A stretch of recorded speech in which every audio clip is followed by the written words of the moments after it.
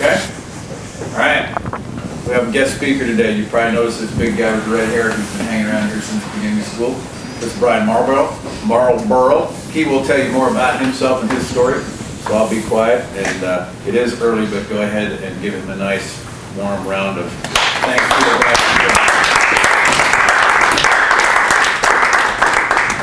Awesome. Thank you. Yeah, so I know most of you. For those of you who don't know me, so my name is Bryan. I have a gym, Complete Strength, here in Lee Summit. It's actually over by Lee Summit North High. It's across the street from North. I work with young athletes from middle school all the way up through college. I've got a few, I think I have 3 professional athletes right now, soccer and 2 football guys, but mostly high schoolers is mostly what I work with. And I wanted to kind of share my journey of how I got here, both in faith and in business in a sense. So I began playing football when I was probably 8 or 9, I think. I started playing quarterback, and I did that all the way through middle school, through high school. I got into high school, and that experience started turning into, you know what, I think I'm pretty good at this. I was pretty good at being a quarterback and having a lot of success with that, but then also my identity was wrapped up in that. And so it wasn't a separation. I wasn't a Christian kid. I didn't go to church. I wasn't involved in youth programs. I just had football. So when I say my whole identity was wrapped up in football, that's really what it is. That's pretty much all I thought I had in life. And when I got to kind of my senior season, we went 5-5. We didn't do great. A lot of expectations that I had, that we had as a team, went down. As a result, a lot of the recruiting expectations that I had kind of went away, and I had to settle what I thought was a lesser scholarship offer. And I went to a school that I didn't really want to go to, just because I thought that was the only thing I could do. So during that experience, my freshman year there, I developed kind of a real hate for just football and life itself, because my identity being wrapped up in supposed to be a successful path toward wherever it led, toward big college or toward the NFL or getting paid or something, but it wasn't working out the way I thought it was supposed to. And so that kind of started to crash around me. So I decided to walk away from football, and I transferred schools. I went to William Jewell up in Liberty, Missouri, which it was formerly a Baptist affiliated school, but it's still kind of known as a Christian school. And so I went there, and down the road I realized I really feel like that's where God was leading me to, because he wanted something more for me and he wanted to reveal himself to me. But I went there at that time just simply because I had a couple friends that went there, and it was close by the home. I grew up in Raytown, so it was close by. And when I got there, I started meeting some real Christian people, and I met some close friends in the dorms that I became really close with, and they started to reveal and show this Jesus to me, and they showed a real love to me. And I started to kind of understand that there was much more to life than things that we can get wrapped up in what we think we might be good at, even though there are gifts, like physical gifts, as for me it was playing football. And began to realize that identity that I thought I had, it was much bigger. It could be much bigger than that simple, small little football character that I grew up with. After college, then I started to kind of realize my calling, and God was really leading me toward working with young athletes and working with other athletes, and maybe sharing my story with them, or maybe just sharing the experiences that I had along with the education that I had to train athletes for athletic performance. And so I started my gym in 2009 with the idea that I really wanted to reach younger people who were in the same place that I was at that time, and to try to get them on the right path, not only for their sport or maybe their activity, maybe it's not necessarily a sport, but also to try and help them grow in their spiritual and emotional life, so that way they understand that. So like for you guys here, you guys understand that your identity isn't wrapped up in just the sport you play, or the activity that you're good at, or the group that you're involved with. Maybe you're a musician, or maybe you're an artist. Like that's not all of your identity. It's not all wrapped up into that one thing that you're good at. We have a lot of different physical gifts, and we also have a lot of spiritual gifts that God gives us in order to not only follow him and serve him, but also serve others and just kind of share his message with through those gifts. eventually, I came back to football. So after starting my gym, I started becoming a Jesus follower. I started to get into the Bible and started to have a better core group of Christian friends, and I was growing spiritually in my faith. And after a couple years, this was back in 2011 or so, I kind of wanted to get back into football because that's something I've always had a passion for, and something I've always just loved playing. And so I started to kind of get back into that. I played with a semi-pro team. It was kind of a small commitment for me, and I started to realize that on my journey where I'd come from, I was finally now at a point where I say that I could coexist. I could coexist with my Christian life with the football life, and they could come together and they could still kind of work as one. And so that was a big thing for me to be able, because I wanted to give up football for, I don't want to say give up for the Christian life, but in a sense, I wanted to kind of walk away from the football world and my identity as a football player to become a Christian guy. And then down the road, I wanted to kind of merge those two together again. And it finally became a time where maybe just my heart was in the right place, or I feel like God just gave me the strength and the ability and the courage to actually merge those two together. So as I got back into it, now I started to realize that the sport or any other type of activity, just like my gym is for me, it's just a platform and it's an avenue to be able to serve people and to be able to share Jesus' message. And especially in a close grip community like a sport team, it's a very unique opportunity to share a real message of Jesus with people, because your day-to-day activities, you're practicing, you're playing, you're working with people, and it's just a great opportunity to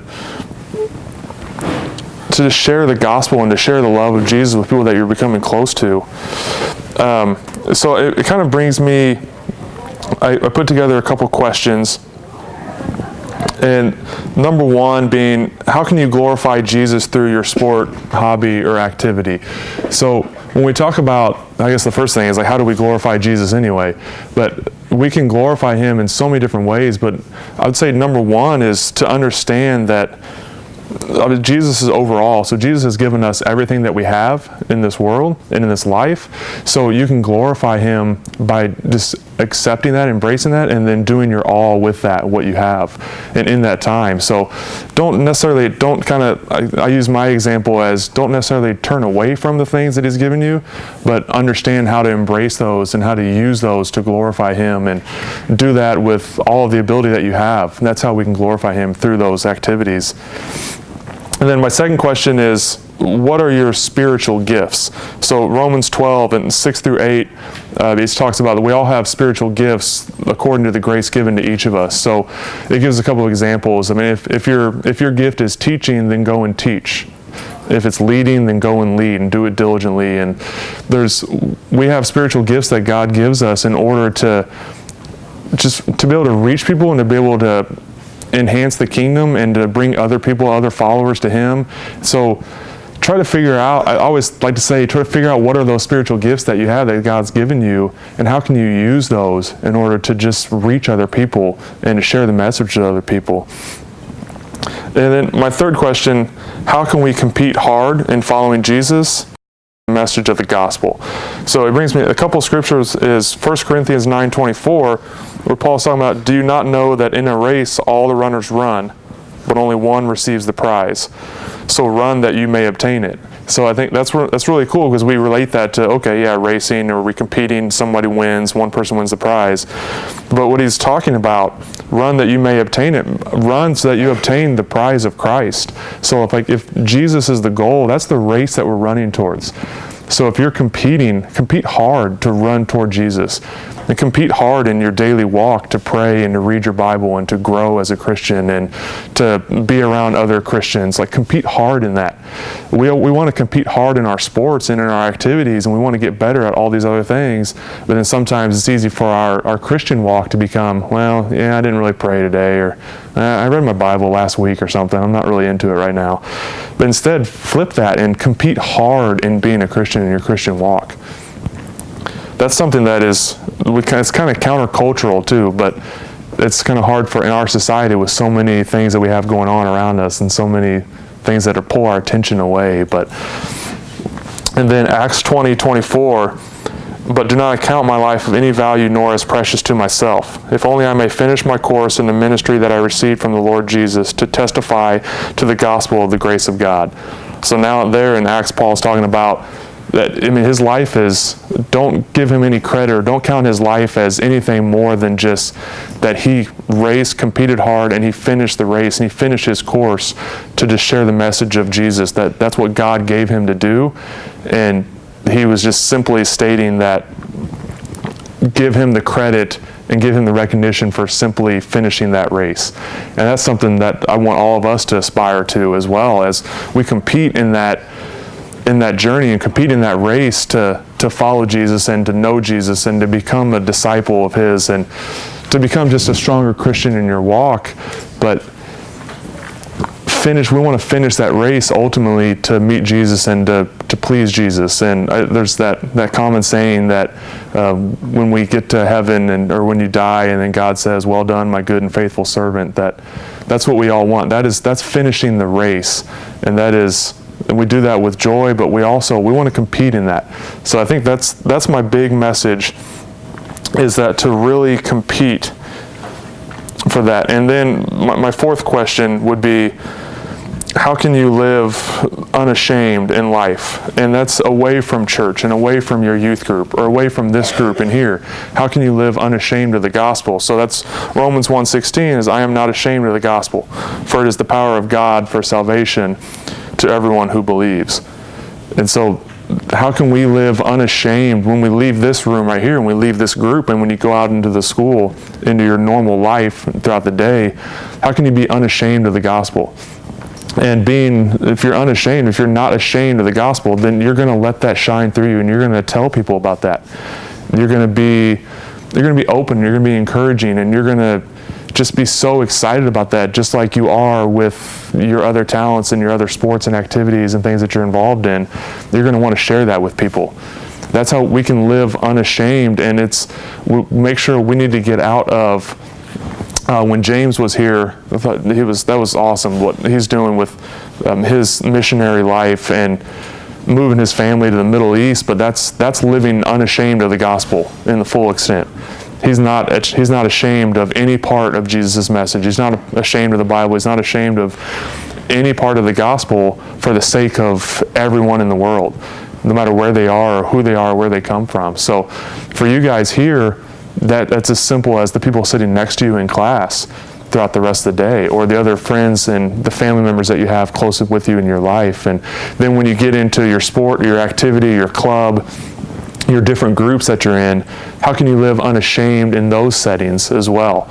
And I don't want you to just make it just a church thing or just a youth group thing or just a Titan Student Fellowship thing where you're here. Take it with you everywhere else where you're outside of here too, and outside of church, and really lived unashamed of that gospel, and let that shine through you so you can encourage people and they can see that there's something really special about following Jesus.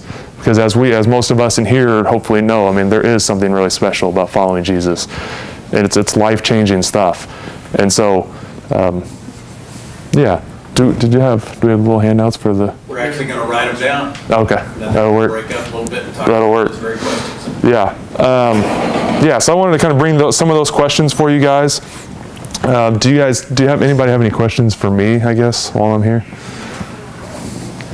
Is anybody awake enough to ask a question?